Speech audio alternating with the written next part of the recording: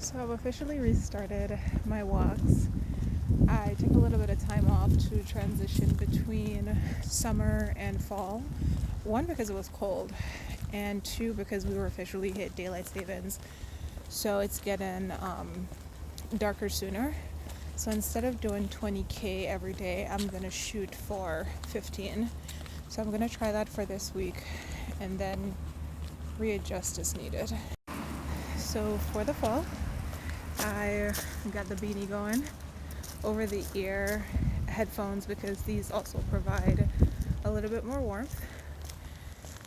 This is Heat Tech, this black shirt. It's Heat Tech from Uniqlo, oversized men's jacket that I thrifted and it's lined.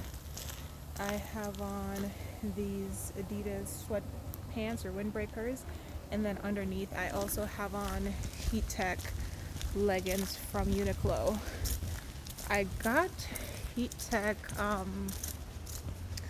socks, but those are in the washer right now, and the Nike sneakers that I've been walking in. So let's see how this goes. Let's see how long I can keep this up until it gets too cold.